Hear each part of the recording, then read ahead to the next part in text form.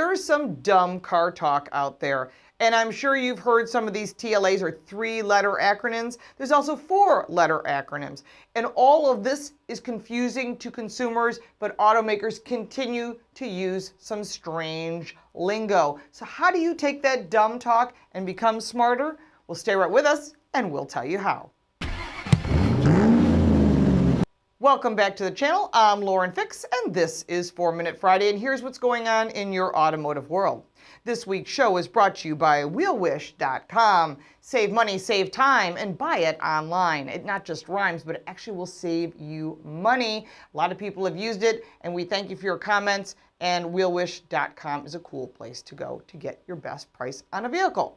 We communicate on a much different level today than we have in the past. When you send someone a text message and you answer LOL, we know what that means, WTF, ROFL, TTYL, we get it. It's sort of a lingo that you've picked up. You know these 3- and 4-letter acronyms and what they mean. They're also a great way to memorize content, especially if you're in school and you've got to do some really heavy-duty studying in engineering or medical. You get that acronyms are a great way to memorize content. However, when it comes to the auto industry, it can be extremely confusing.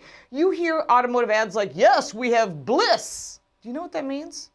It's a blind spot intervention system, basically, and everyone's got a different version or a different name for it. And every manufacturer thinks you're supposed to know these 3- and 4-letter acronyms. And when you're selling in a commercial saying things like that, I would rather just have you say, it's got blind spot detection, another name. So when you start going through some of these 3-letter acronyms, some of them we know, EV, electric vehicle, MSRP, the manufacturer's suggested retail price, ABS, anti-lock braking system, HOV, the high occupancy vehicle lane, we get those. But when it gets deeper and deeper, we've got some really strange ones that we want to tell you about. You know about VIN. We say VIN number, but it's a vehicle identification number. It's a 17 alphanumeric number that defines your car. So if there's a problem or it's a recall or it's an accident, we can identify that specific vehicle. That makes sense. Many people understand that. There are some 3-letter acronyms that have multiple meanings, like ACC was automatic cruise control. Some people call it smart cruise control. But ACC also has some heavier tech names. So when there's 3 or 4 definitions to what ACC means, it just makes it more confusing. You probably don't know what LDW or LKA means. Lane departure warning, lane keeping assist. Listen, just say it. You're making it more confusing. And when every manufacturer has a different name for the same thing, it makes no sense. And then there are 3-letter acronyms that mean nothing to anyone except for those in the industry. But they use it in their brochures, manufacturers use it in their ads, and it's just totally confusing. I don't think that salespeople that use some of these 3-letter acronyms actually can explain it. For example, that little teeny LCD screen that's between the gauges is called a TFT. It really means thin film transistor. It's an LCD screen that goes between the 2 gauges, and it's great for customizing. But don't try to sell someone on TFT. And they talk to us as journalists that way too, and sometimes we're like, which system is this?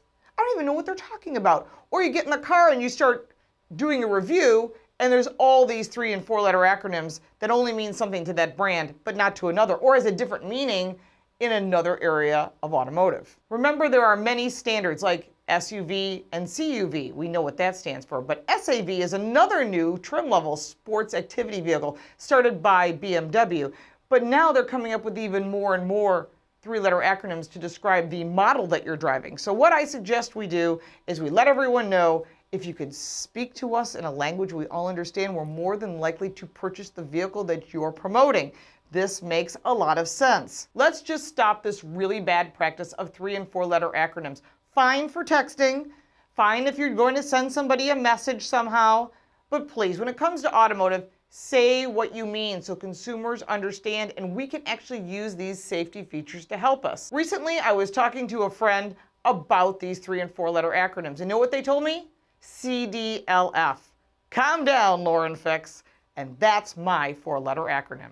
I'm sure you have your own 3- and 4-letter acronyms that you just love. Let's try to keep it to automotive, and let's try to keep it clean. Put your comments down below. Also, all the social media is there. Check out what we've been up to right over here, and we'll look forward to seeing you next week. Thanks so much, and have a great day.